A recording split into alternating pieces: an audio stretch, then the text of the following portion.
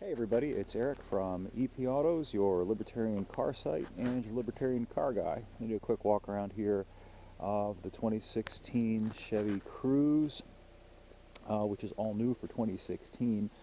One thing about it that's all new that I'm not really happy about is that the diesel is, at least for now, off the options roster. At launch and right now, as of late May, the only engine that's available in this car is the 1.4 liter turbo 4 with a 6-speed manual or an automatic transmission. Not that there's anything wrong with that, but I have this nagging feeling that the diesel may not make a reappearance because of the fiasco with Volkswagen and issues with diesels generally as far as making an economic case for them. Uncle's increasingly ridiculous emissions fatwas have made it very, very hard for any manufacturer to sell an economically sensible, affordable diesel. It's one thing to put a diesel in a $40,000 or $50,000 car where the criteria chiefly are tremendous torque and long-haul highway legs, which the diesel will give you. But in a lower-priced car like this Chevy Cruze, the deciding factor for most people is the economy of the engine versus the cost to buy. And because of Uncle's emissions fatwas, it's become very expensive to put a diesel in one of these cars, and the diesels are not as efficient as they used to be. In fact, the gas engines are getting to the point where they're almost, or at least within proximity of being as efficient as the diesels. These little gas engines are capable of low 40s on the highway, and that's right within spitting distance of what typically a diesel would give you in the same car, which would be around 45 to 50, and it's about a 5 or 8 mile per gallon difference, which sounds pretty good. However, if you wind up having to pay $2,000 or $3,000 more for the car, it's kind of hard to justify that outlay. And also, with most diesels now, again because of Uncle's fatwas, you've got additional hassles with diesel ownership.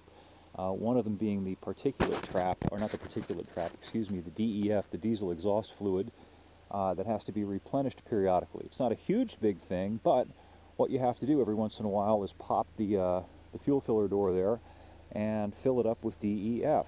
And that's, you know, it's a small thing, but it's an annoyance, and a lot of people just don't want to deal with it. And also there are concerns and issues about potential down-the-road repair costs with these diesels, which are now much more elaborate than they used to be. One of the virtues of diesels over gas engines in the past was that, mechanically speaking, they were simpler. And that was one of the reasons that they were more economical to own over time. You just had fewer things to have to worry about. Now you got more things to worry about. Also, the diesel fuel is more expensive than gas. So that's another negative, and it's why diesels are kind of disappearing from the market. But let's turn that rant off and just have a quick look at this Cruze.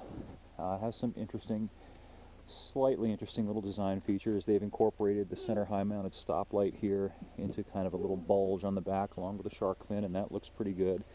And there's a little character line up in front. Yeah, I'm reaching.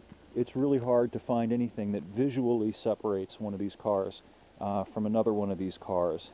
These cars meaning compact sedans, mid-size sedans. I just finished writing about this Ford Focus here, which is actually a competitor of the Cruze. And I'm telling you, as that little song goes, the opening song for that show Weeds, and they all look just the same.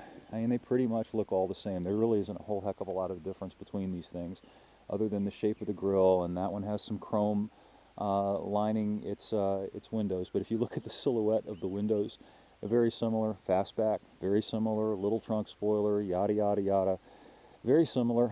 The chief differences have to do with what you find inside the car, including things like legroom.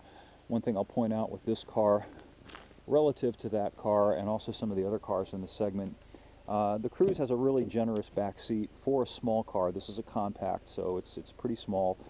It's got several inches more legroom than some of the others in this segment.